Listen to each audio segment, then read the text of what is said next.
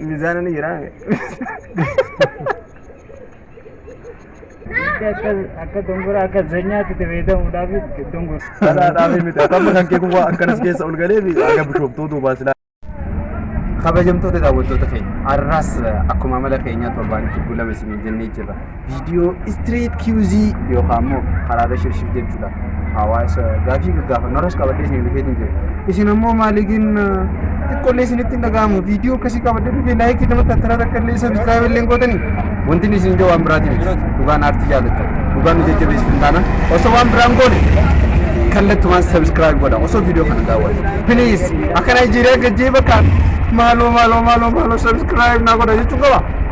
Kanaaf akka subscribe gootanii ni abdadha. Asumaanin kallattiin gara gaafiilee qopheeffadheetti seenaa hawaasni deebisaan irra isaan deebisanoo maal fakkaata kajoo viidiyoo matti viidiyoo keessatti ilaaltotaan waliin turtii gaarii. Faayidaan hedduun guddachuun dhiiraaf qabdu maali?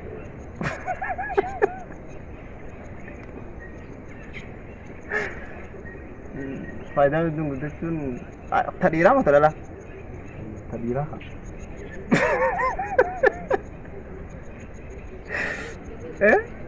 Akka foon irraan buune. Akka foon irraan buune. Tabiraatu.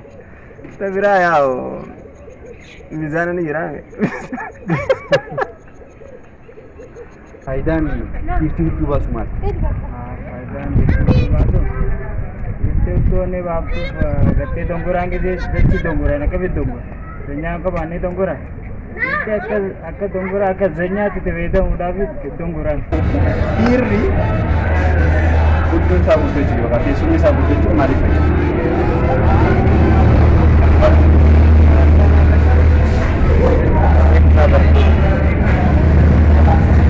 kan biraadha.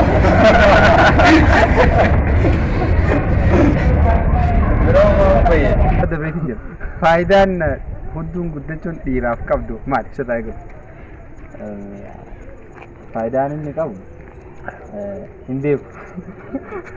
Yeroo jedhu attiraakshiiniidhaaf garuu gaariidha jedhee yaada. Hedduun dhiiraaf guddachuun faayidaan dhiiraa qabdu. Kan dhiiraa faayidaan moo hin qabu? Moo hin qabu? Hin qabu. Kanaafuu deeggartu. Teessumaaf hin ta'a garuu.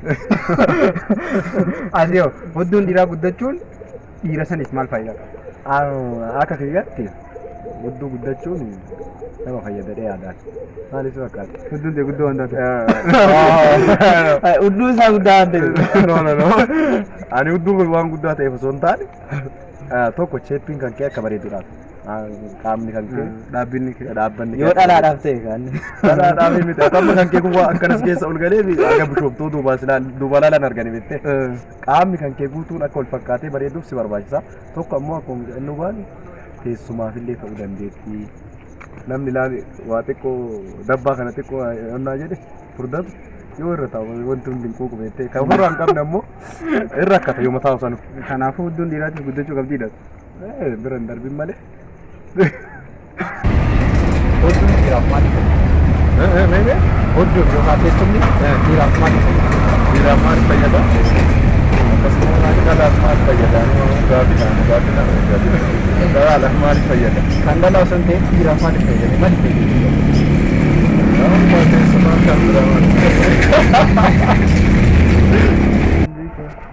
dhiirtii hedduu guddachuu yookaan immoo guddinni hedduudha yookaan guddinni teessuma dhiiraa maaliif faayidaan isaa maali? barcumaan akka hin quuqneef. Guddachuun dhiiraaf faayidaa maalii qaba?